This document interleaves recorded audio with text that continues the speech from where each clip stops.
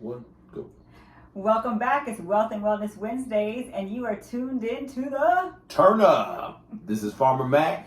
And this is Roots. And we have our special guest sitting in with us today, Marcqui Akins, but we'll get to that soon. Yes. Welcome, like I said, welcome back. Episode 4. Episode 4. Episode 4. Season 3. Season 3. Slowly but surely. I hope y'all are watching us on tlscradio.com/shows. Hope being interactive with the chat, leaving the audio comments. Like I said, and then on Wednesdays at 8:30, you can talk to us live with this show, have any questions, and then we'll reread them to the audience in our section called Getting to the Root of Things at the end. So, but we'll get that to the end. But without further ado, what do we do in the garden this week? Well, this week in the garden, we had our Wednesday kids. We need to find like a name for them. What are they? Like, you know how like Rihanna has her... What do they have?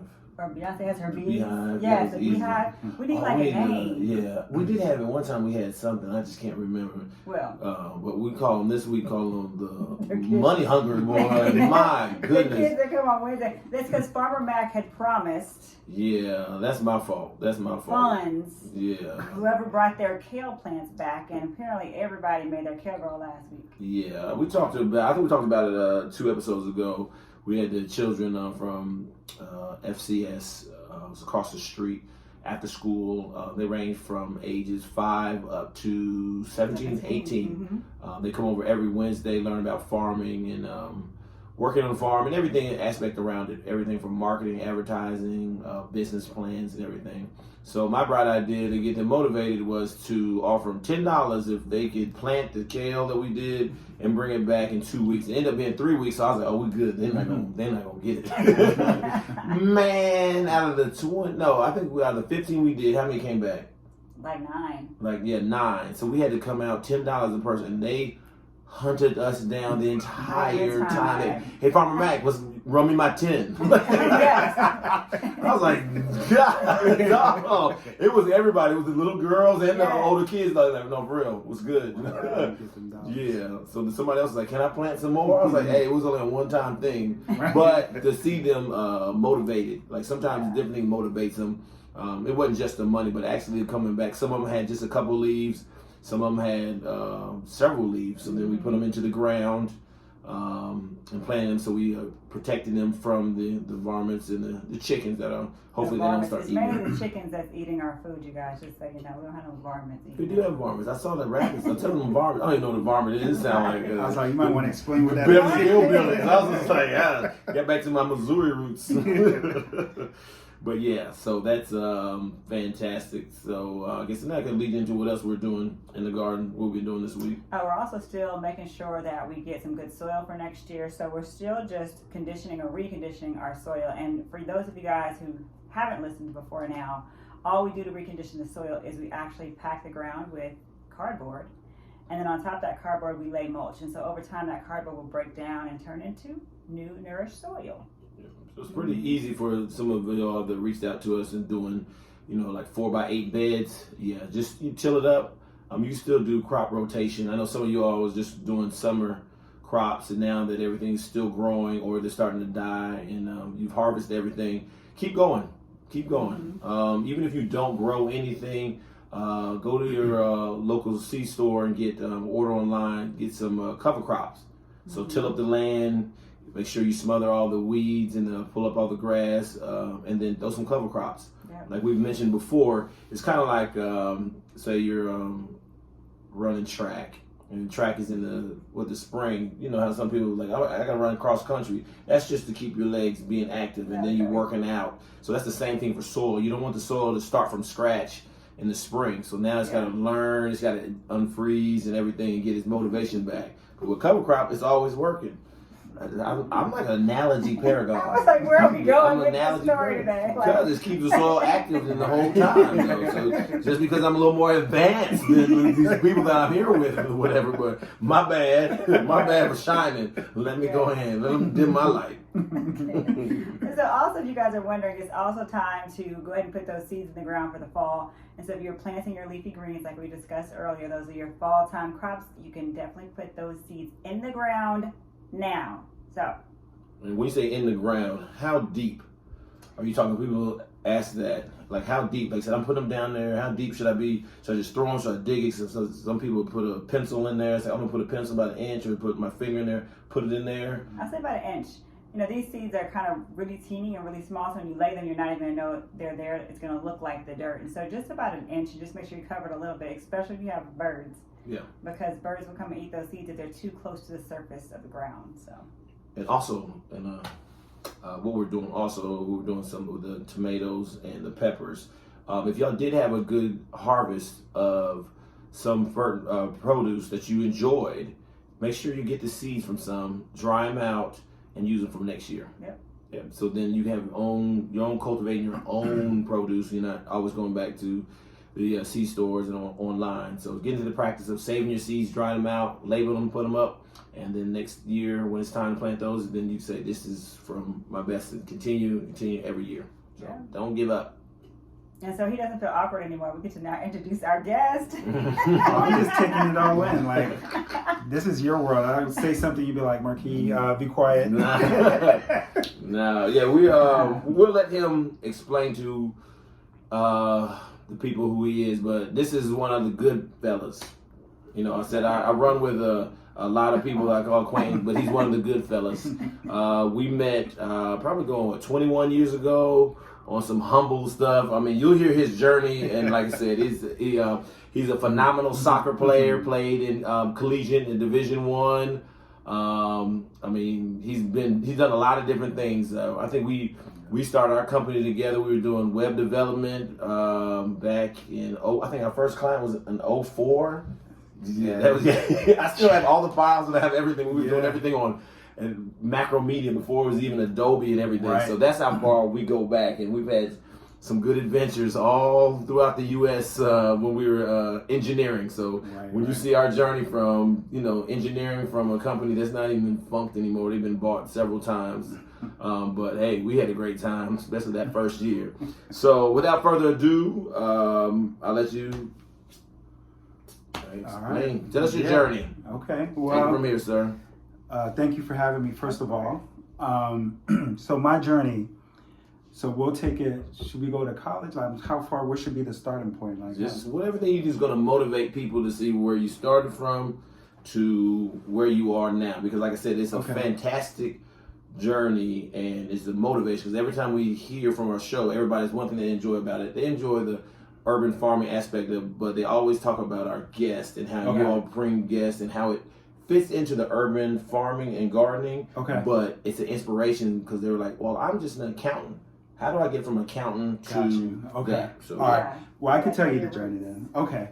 So I'm actually going to take it back to before college because I think that's going to show the transition. So, and all I'm going to say before college was my life, as Malcolm mentioned, was soccer. So there was no other thoughts as most people around that age. And, the only thing I will say is I had a passion, and that will be something we circle back to later. Mm-hmm. So then went still very much in soccer mind in college, but then I at least got into computers and wiring stuff in dorms, and which kind of led into a pseudo engineering career for about 2 years. Pseudo. At least I'm saying, being truthful about what it was. So I did that, and then, soccer was over, right? And then I had this kind of moment where I was like, what I'm going to do. And then that led to I got an opportunity to start with the engineering company or the engineering path. Quickly realized I was not an engineer because I was around people who actually studied engineering. He was like, man, y'all know y'all stuff. Yeah, I was like, is that what this is? Well, everything happens for a reason, though. It did. But that was my first job, and long story short is, for a first job, I felt I was making all the money I needed to make, and I was happy. Well, money-wise, but coming home every day, I started to realize this isn't what I want to do. Yeah. And then when you don't want to do it, you don't want to be good at it. So I'm just getting by, so I was just like, yeah. So that really was the beginning of, okay, Marcqui, what do you want to do? Right. And I really had to really think about that. Now, that got fast forwarded because the company actually let me go. No, they saw their bigger plans. He's like, you're bigger than this company. That's the nice way to say. Don't say they let you go. They let me fly. They let me fly. They let me fly and be me. So that really put an emphasis on, Marcqui, what are you doing? But for real, because I'll fast forward. I'm a designer and product designer now. But that was the beginning of me realizing, I was like, okay, because I thought I was going to be a developer in college. And then, got into engineering some sort of backwards way, realized that wasn't for me or wasn't who I am. And then I was like, okay, I actually like design and there's other things. So, got my whatever little money I had, like literally all the money I had, and bought my first Apple computer, like an iMac. It was when the iMac just came out, and I was like, I'm gonna learn how to do this, learn how to do drill. And I started teaching myself one by one how to do these things. I actually went back to thinking I was gonna play again. I was like, I'm gonna start to play it. Okay. I went back to that, and I was living in a friend's room, renting a room. Like, I really went back to square one or square, zero to get the new path started. Yeah. And then from there, the trajectory. So this is where the actual journey, professional journey began to what I do now. So I started off doing web design, which led me into interactive design. And so we'll fast forward a little bit. So I did that for a couple years. And then I ended up doing interactive design in New York in the advertising space. I mentioned that because being a designer in the advertising space, you then begin thinking bigger than just how something looks. Mm-hmm. You begin thinking about who is it for, what are you trying to communicate, and most importantly, what is the objective? Oh, nice. You learned that at school, or you just learned it by... No, I wish I learned it in school. This is learned by doing. Yeah, I learned by doing, and I was speaking with a friend of you guys beforehand, and it's really something that we were speaking about is, just taking the skills from each experience and building on it, and that's very much what it was. So I'm doing this in New York, and then I developed a passion for photography. So I stopped everything and I was like, I'm going back to school. Man. I'm going to be a photographer. Again, it's very much about following my passion and what I wanted to do. That's my personality, but it's what led me to where I am now. So I was still in New York, but I was shooting full-time photographer, had the, agency and living that life and doing that. And then, then life set in and, you start thinking about marriage, my now wife was my girlfriend at the time looking at me like, how long are we going to be sitting here? How long we gonna this play? little 400 square foot apartment, like, when we taking this to the next level, you start thinking about kids and all of this. And, for me, it was like, I love photography, but I have this other skill set that provides a lot more for this end vision that I'm looking to accomplish. Because I knew I wanted a family, and I knew, I was trying to. So anyway. But let's not skip over. I know you're trying to get to the thing, but you're skipping over a lot of different things. Okay. And I hope that they're catching this because your passion for what you were doing led you, and you have taken risk. Yeah. And you have taken a risk of every time because you are from Miami. You went to school in Vegas. Yeah. You came to Atlanta. You are Jamaican and Cayman of your background. So you have traveled all over. You went to school in was photography school in Florida, right? But it was in Amsterdam, Yeah. And see, so you have been taking the risk and you have been following. And that's what's been so phenomenal about knowing you these last 21 years. Like, you fell into the engineering job with, it always looked like, man, it's going to be my last dollar. But it's never, it was always your next step, though. Yeah. And that's what's so phenomenal. And I'm glad you started talking about the photography because he is a phenomenal photographer. a phenomenal photographer. So I know you just like made a little nervous and you don't want to talk about yourself. No, it's funny now that you say, because I do realize that, especially, you know, when I look at my other really close friends, or, you know, even my wife, people have different personalities, but I've never been risk adverse. It's really been about, you know, that first experience at Lucent really was like, you need to do what you want to do and not just do something because it looks good on paper. They paid or us a lot of good money. They did pay us a lot of good money. money. But at the end of the day, I learned two things.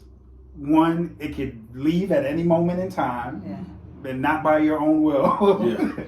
And two, even if you're making that money, it's still, you know, I learned this early, you're not going to be happy if it's not what you really want to do. There's still a price. You will, and there's so many other things that will sure going to be leading up to. So yes, I didn't think about that, but I've always been, what do I want to do and how do I get there? And one thing that I'll speak to is that I take for granted as well. I hear about other people, you know, who are scared to take risks. And I will say everybody in our circle of friends is never about, you know, can I do something? It's more about, how do I get there? And then thinking about, do I want to take that path down? And not that you can't do it. Is it worth taking the steps or the amount of time to do it? None of our friends say I can't do something. No, I'm just thinking, as you said, that our circle like that, Yeah. with you, Jacques, Anaje, Echene, you have Russell running for everybody, city council and stuff like that. Everybody in our group, and I think that is a true definition of iron sharpened iron. Yeah. And nobody has stopped in these last 20 years that we've been doing, and we just keep looking at them like it's no jealousy. It's like, yeah, I can do that. Yeah, and I learned from each of you guys, man. Like, you know, you've taught me the skills in business. I could go down and say what each person has taught me. You know what I mean? And it's all just back to, we're talking about my specific journey. I mentioned photography because that was, so we're going to fast forward a little bit to what I do now. I'm a product designer now. Before I was a product designer, I was a user experience designer, and it started when I was in that advertising space. But one of the transferable skills that I gained as a photographer was learning how to interact with people and understand people's behavior. If you point a camera at somebody who does not get their picture taken and does not know who they are or have confidence in themselves, you still need to take a good picture of them. Okay. So how do you navigate that? So it's a lot of behavioral skills that you learn. If you're there's a whole bunch of different types of paths in photography. I was a portrait photographer. Okay. So it's very much as just learning people skills. And just being able to navigate when you see somebody come in and is nervous. What do you do? What do you say? Why are they nervous? Like, and being able to negotiate that. Mind you, you have to do this in a half an hour and get a good picture. So all of that, I tell people that. And the thing about UX design is people's journeys come from all over. Like, it's not one of those career paths that you have to go to school for. Yeah, you went to, tech, then you went here, now you're an engineer. People are from all different paths because it's about the experience part and how do you create experience. So people come, like an architect. I have a friend who used to be an architect and now, so his way of thinking is applied to user experience design, but his path leads him to do things his way. So anyway, all of that. So the next step for me is what I'm doing now, which is product design. And the only differentiation is user experience might be just the digital space. Product design, and there's some people might think about this differently, but it's the full customer journey. Sorry, some dogs attacking me. We got German shepherds outside of us killing somebody. I don't know, the chicken. Anyway, sorry about that. Yeah, so that's what I do now as product designer. It's the full experience from you know, the email somebody gets, the advertising that they see on a commercial. It's the full kind of microcosm of the experience of a given product. Okay. Which leads you into. So what am I? So okay. We're now. How was that? Yeah, all that full circle all of that brings us where. So now it's for me, the next kind of evolution or thing that is a passion is, so I've been very much creating digital experiences for others, and you know, in my professional life, and I've developed a passion to try and create, experiential or physical experiences for people, and creating spaces that then evoke an experience, an emotion, etc. Same thing. I'm using my design thinking principles, but now applying it to a project that I have now, which is we'll just call it the retreat because I'm still trying to finalize. No, that's good. No, it's retreat. No, it might just be retreat though, because that. Yeah, right. I can't wait for it. Yeah. I can't wait. Yeah. So what can we find at the retreat? Like, what would our experience be there? Okay, so the retreat is going to be based on 3 pillars, and the tagline to kind of start to have that conversation is no, I just forgot it. Those dogs keep barking. These dogs don't bark all now. They just barking because they want to interrupt the show. All right, I'm just going to paraphrase it because I can't remember it, but it's basically, you know, stay to live, stay to create, and then stay to connect. Live is the one word that is not the word that I'm missing right now. But basically what it is part 1 is you're just going to stay at the street, much like you would go to an Airbnb or an hotel, and you're just going as a getaway, and there's no additional need there. Okay. That's a very important word, need, because I'm going to come back to how this comes together. The next part is create. There's going to be a separate space that's going to be a creative space. When I first started Retreat, it's very much for my own passions. I was like, ooh, it would be tight if I just went somewhere to get away and I wanted to make something or focus on a creative project that I had. So there's going to be a place and opportunity if you want to leverage those things to do, whether it's an art studio, podcast, whatever. It's going to be basically a studio space there. And Connect is the one that kind of ties in a lot to the work that you guys do, which is it's the word connect, but it's really wellness. And the reason why I chose Connect is because it's, you know, whether it's self-care, which is individual, or connecting with nature or someone else, it kind of starts from you, the person, and then goes outward.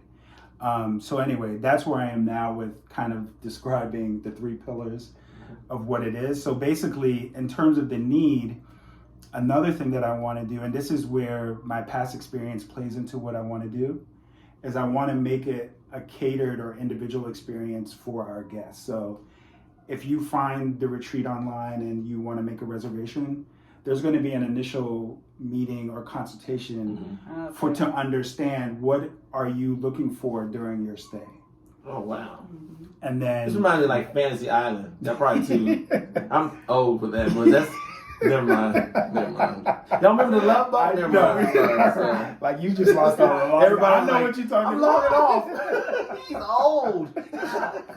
Falcon Crest. What it reminds me of, there's this forest in California. I don't know if it's the redwood dogwood forest or something. There are these trees. It's the redwoods. And so what's your whole journey, and especially where you are now, about the connecting thing you said at the end, is their roots don't grow down and deep, they grow out and wide. So it sounds like your whole journey has been like that out and wide, like roots kind of like. Yeah, I never thought of that, but so yeah. Like even having all these different careers, like you've kind of spread your roots wide and out, and even in this space, it's like I want to lend this opportunity to other people, which is also again that connectivity piece. It all starts with you, which is like the tree, and then you're extending all those roots out. That's what it kind of just reminded me of your entire story. You just I need you to write that down. down. But even think about your journey now.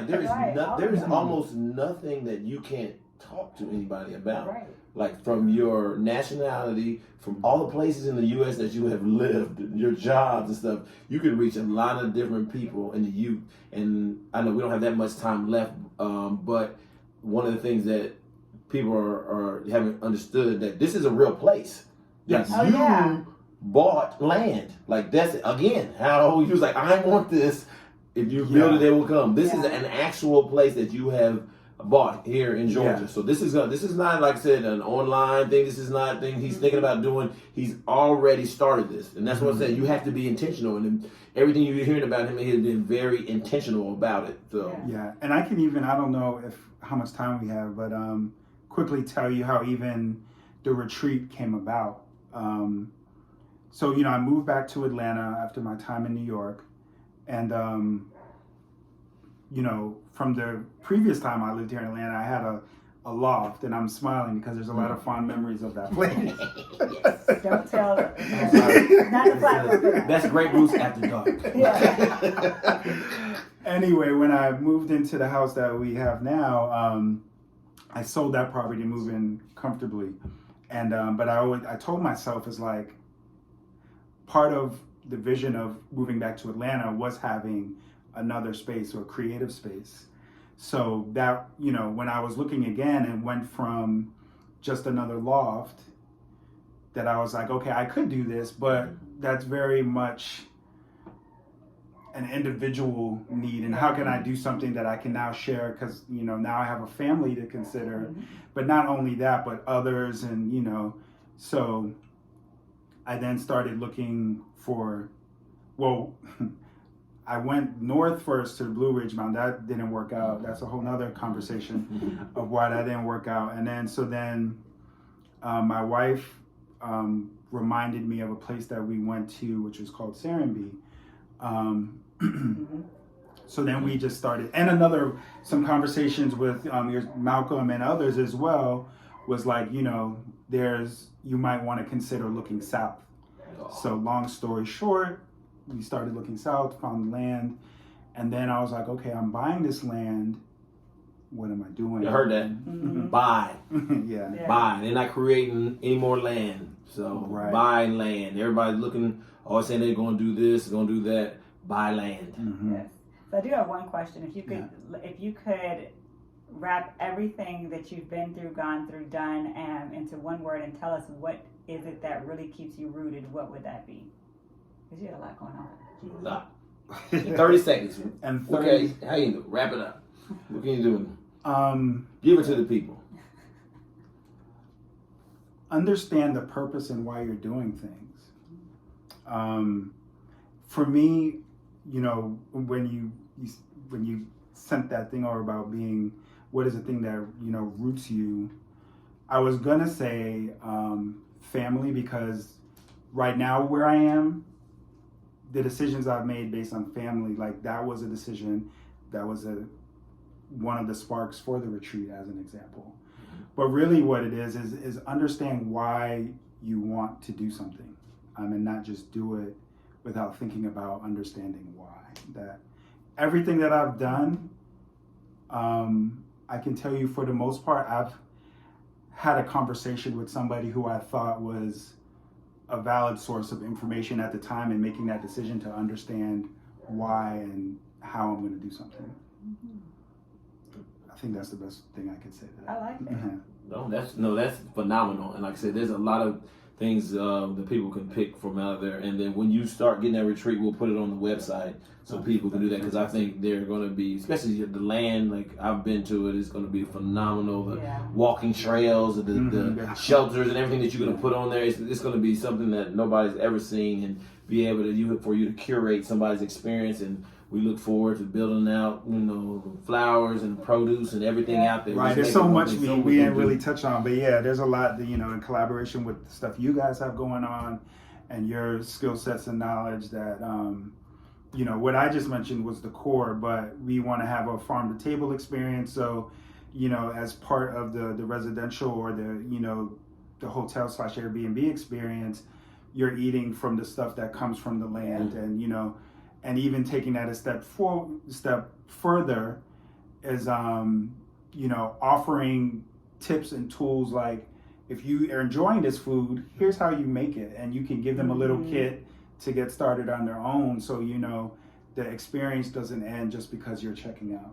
Man, hurry up and get this thing started, man. I'm ready for this to go. Well, I wish we had more time because, like I said, there is a lot more that can be said about you and really inspire other people around it. But I thank you for taking your time out today.